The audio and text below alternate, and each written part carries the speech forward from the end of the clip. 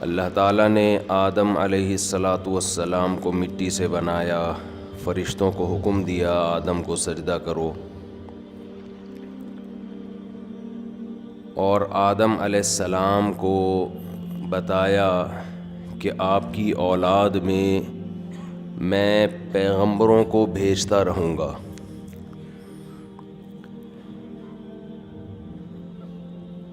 اولاد میں پیغمبر آتے رہیں گے، لوگوں کو سیدھا راستہ بتاتے رہیں گے، تو جو بھی ان پیغمبروں کی بات کو مانے گا فلا خوف علیہم ولا هم یحزنون، نہ ان پر کوئی خوف ہوگا اور نہ وہ غمزدہ ہوں گے۔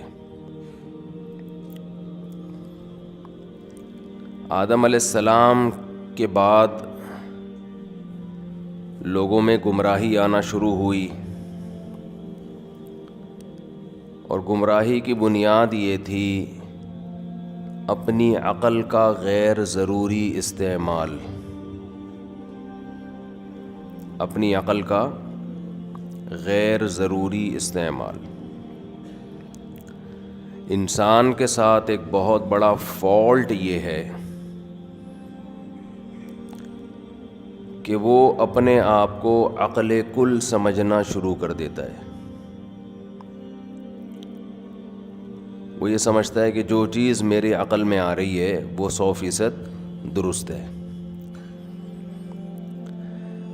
آپ کہہ سکتے ہیں کہ کیا پھر ہم عقل کی نہ مانیں، ہم بے عقلی کی باتیں کریں؟ یعنی اس کا مطلب یہ ہوا کہ پھر عقل کے خلاف چلنا شروع ہو جائیں، تو عقل کے خلاف چلنا تو بے عقلی ہے نا؟ کیا خیال ہے؟ پھر تو آدمی الٹی الٹی باتیں کرے گا۔ جیسے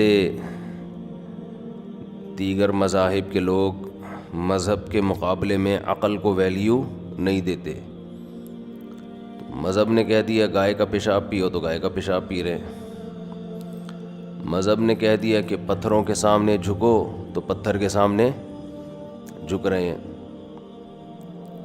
تو ان کو تو ہم یہی کہتے ہیں کچھ عقل سے کام لو۔ کیا خیال ہے؟ لیکن جب وہی بات اسلام کے بارے میں آتی ہے تو ہم کہتے ہیں مذہب کے مقابلے میں عقل کو استعمال بولنے پہ گورنمنٹ نہیں کرو۔ میں کل سوچ رہا تھا کن کن چیزوں پہ گورنمنٹ نے پابندی لگائی ہے، کل میں ایسے میں بیٹھے بیٹھے سوچ رہا تھا، تو پھر میں اس پر بات کروں گا کسی وقت انشاءاللہ۔ ابھی موضوع چینج ہو جائے گا نا۔ تو جب مذہب بات کرتا ہے ایسی بات جو عقل میں نہیں آتی تو ہم کہتے ہیں کہ یہاں عقل کے گھوڑے مت دوڑاؤ۔ دو چیزوں میں نا فرق نہیں کر رہے ہیں لوگ۔ یہ بات تو میں کئی بار بیان کر چکا ہوں، ابھی مختصر کر کے آگے چلوں گا کہ دیکھیں ایک ہے عقل کے خلاف۔ مذہب کبھی عقل کے خلاف بات نہیں کرے گا۔ اگر مذہب کی بات عقل کے خلاف ہے تو وہ مذہب ہی غلط ہے، کیونکہ قرآن دیگر جتنے مذہب دنیا میں رائج ہیں ان کے بارے میں ان کی غلط تعلیمات کو بتا کے کہتا ہے افلا تعقلون، تم عقل سے کام کیوں نہیں لیتے؟ تو قرآن تو آپ کو عقل استعمال کرنے کا آرڈر کر رہا ہے نا، بار بار کہہ رہے عقل کو استعمال کرو۔ ام خلقوا من غیر شیء ام هم الخالقون، یہ سب عقلی سوالات ہیں۔ تورات اور انجیل کے حوالے نہیں دے رہا قرآن، یہاں پیغمبروں کے حوالے نہیں دے رہا۔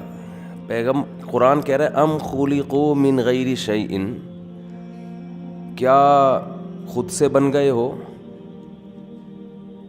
ام هم الخالقون، یا تم نے خود بنا لیا ہے اپنے آپ کو؟ اب یہ ایسی عقل کا استعمال ہے کہ ڈارون بھی 25 سال سوچتا رہے تو وہ اسی جواب پہ پہنچے گا کہ نہ ہم خود سے بنے ہیں نہ ہم نے اپنے آپ کو خود سے بنایا، کوئی تیسری طاقت ہے بنانے والی۔